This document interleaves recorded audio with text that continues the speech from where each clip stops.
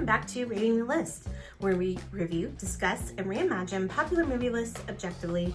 We're your hosts, I'm Jeri. And I'm Brad, and on this episode we'll be exploring number 6 from Jeri's top 20 movies of all time. And her number 6 is The Royal Tenenbaums, released in 2001, directed by Wes Anderson, written by Wes Anderson and Owen Wilson, and edited by Dylan Tichner. The eccentric members of the dysfunctional Tenenbaum family, largely separate for decades, reluctantly gather under the same roof for various reasons. This movie stars Gene Hackman, Angelica Houston, Ben Stiller, Luke Wilson, Gwyneth Paltrow, Owen Wilson, Bill Murray, and Danny Glover. So, real typical Wes Anderson fare. It's got a huge ensemble cast. Mm-hmm. Wes Anderson is probably Jeri's favorite director. She loves the kind of weird that he's about. Mm-hmm. He writes extremely quirky movies.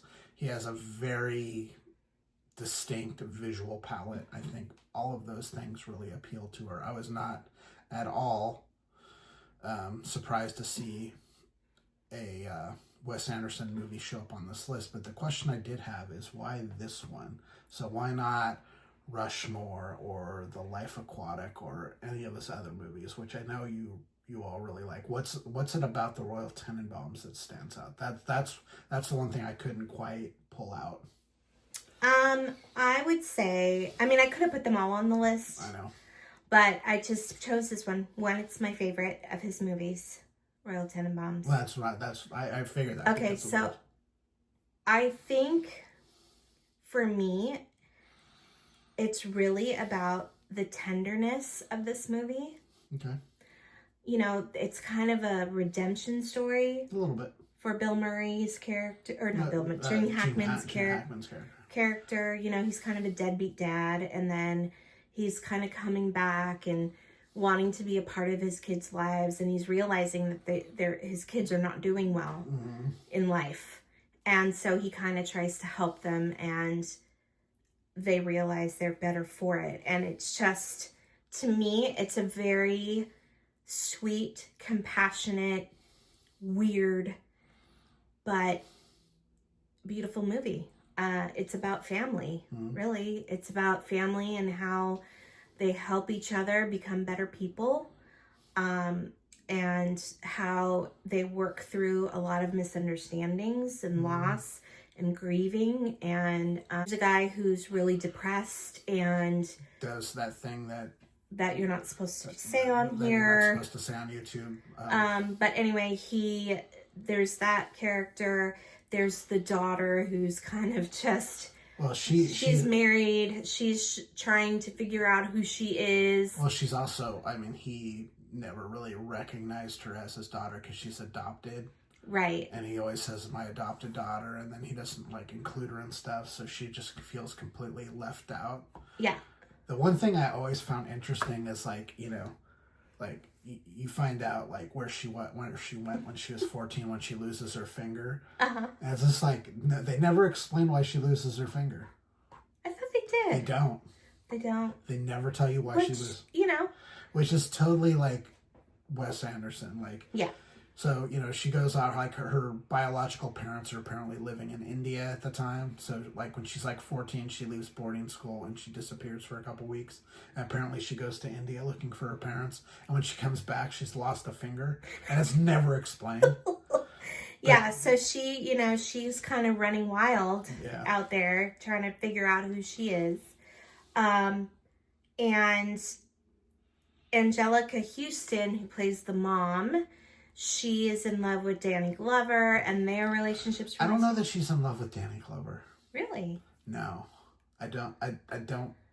I think he's the first guy she'd be like, oh, yeah, I could spend my life with him. I think she's in love with Royal and only in love with Royal. But she can't. But she can't be with Royal because Royal is a shit. Yeah. And he doesn't know how to be that person. But I think that's her person. And I think she's perfectly happy to be with Danny Glover because she realizes she needs a companion too. Yeah, and it's going to be a very comfortable relationship for her, but I don't think she's in love with him. Yeah, but it is a sweet relationship. You know, he's very sweet to her. Yes. And you know, you got Ben Stiller's character with his two sons, Ozzy and Uzi. No, it's Ari and Uzi. Ari and Uzi, Ozzy and Uzi. So, fun fact: we when this we were probably like maybe like a year or two into our relationship, and we were gonna go as Ari and Uzi for Halloween, and we were like looking for the tracksuits, and we just couldn't. Yeah. Or they were like super expensive or something. They were like really expensive. Yeah. We're like, ooh. We're like, maybe not. But yeah. So he has just lost his wife. The kids have lost their mother. And he's like overprotective of them. He's super cautious. He's like, you can't go out. You know, he's doing fire drills with them and stuff. Yeah.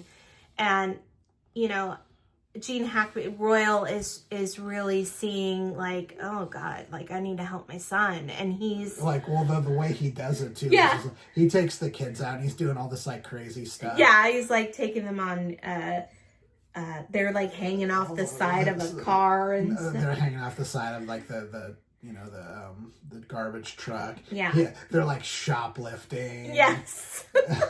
They're like throwing water balloons at people. Like, you know, they're riding. Like, yeah, they're being kids. They're riding. You know, like what you call it, go-karts. Yes. And stuff like that. They're just doing like stuff they've never had, and they're having like the time of their life. Yeah. And Ben Stiller finds out about it, and he loses his mind for two reasons.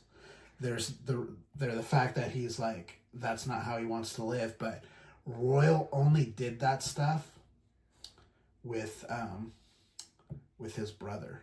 Mm-hmm. Like, remember his brother's the one that he used to take out and like do like the gambling on the street with him and Pagoda and do all that stuff. And what's interesting, that's my favorite character, by the way, is Pagoda. Pagoda, yeah, he's great. But also like Owen Wilson's character, his son, right? Or Luke Wilson is his son. Right. Owen Wilson plays like their neighbor, their friend, across the you street, know? Yeah. And so, you know, he's got a drug problem, and anyway. Yeah.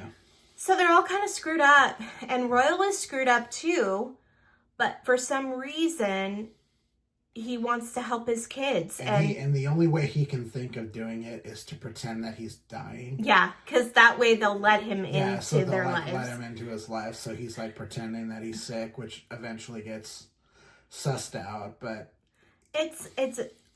in my personal opinion, I just think this movie is very sweet and tender and quirky and fun, and I don't know. It just reaches me on a level. I don't know why. I think my dad was Royal Tenenbaum, but I think he had a lot of similar ways of doing things. So in a way, he kind of reminds me of my dad, but not, you know.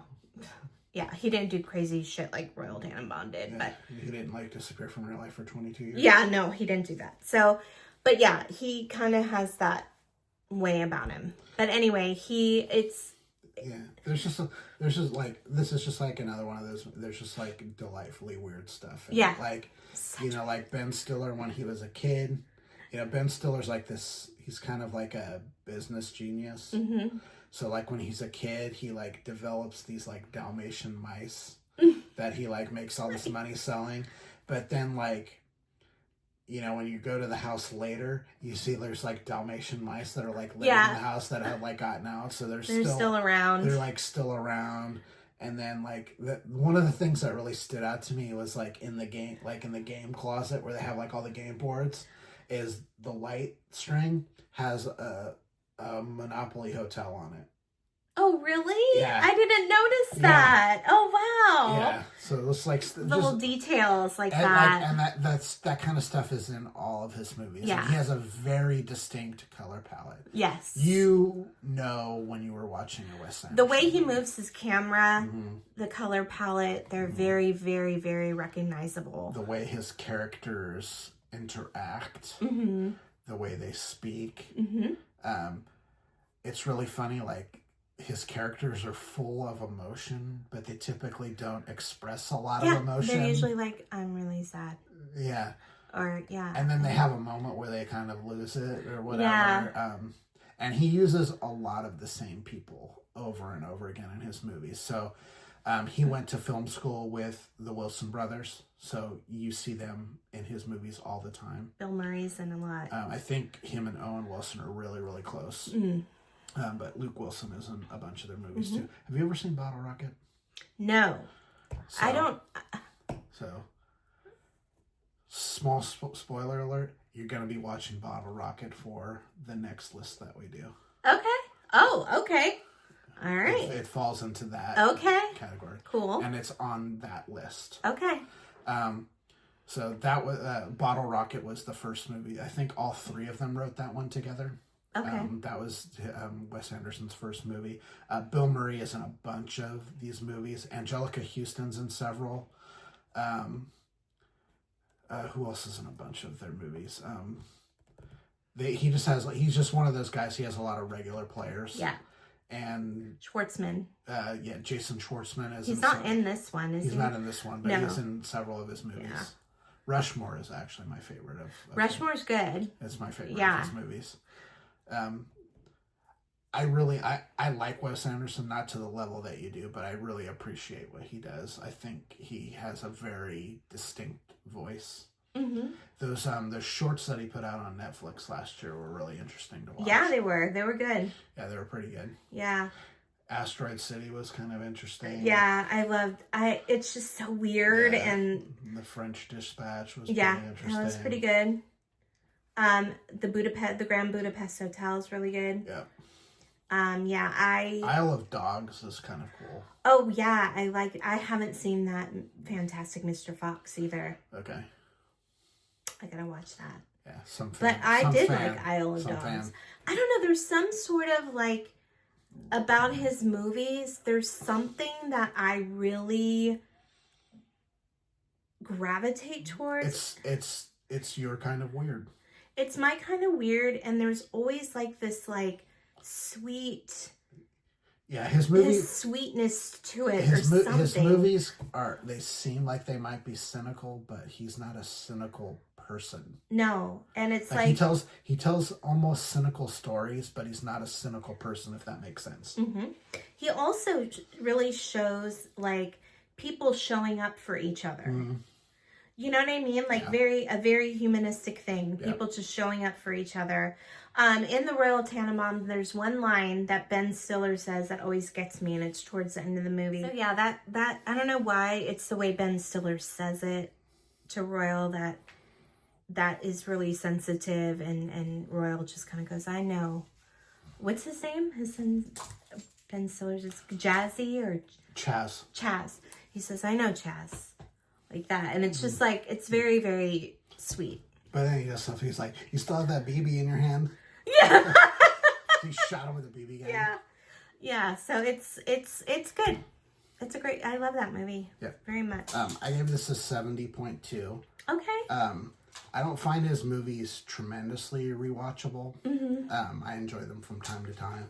And this is probably like middle of his for me. Like I think I enjoy Rushmore the most, and probably The Life Aquatic. Life Aquatic is really good. Yeah, that one's more my kind of weird. With all the weird fish and stuff. And I really Willem Dafoe is another one that's always in his movies. And then I really like is William Dafoe in doesn't he have a small part in Rushmore? Or in Royal Tenenbaums? I'm trying to think.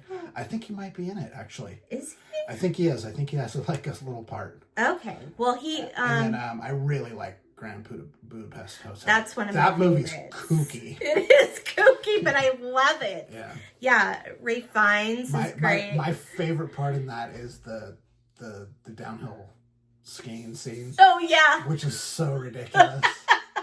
Because it's basically like a kid's home movie. Yeah, it's great. It's so good. Hey, one thing too about this movie, the soundtrack is really good. Yes. All his movies have really good soundtracks. Yeah. I tell you, just give Wes Anderson a chance. Like, check it out. See if it's your kind of weird. It might not be, and that's okay. But I highly recommend at least just giving him a shot. Yeah. And I would start either with the Royal Tenenbaums, Rushmore, the Grand Budapest Hotel. I would start with the Grand Budapest Hotel because it's so funny. Yeah, it's very funny. Yeah. Anyway, if you've seen the Royal Tenenbaums and you have an opinion you'd like to share, please do so in the comments. Please like and subscribe to our channel. We'd love to see you on here. If you'd like to talk to us directly, please do so at ratingthelist@gmail.com. But for now, I'm Jeri. I'm Brent. And we're Rating the List. We'll see you next time. Bye. Bye.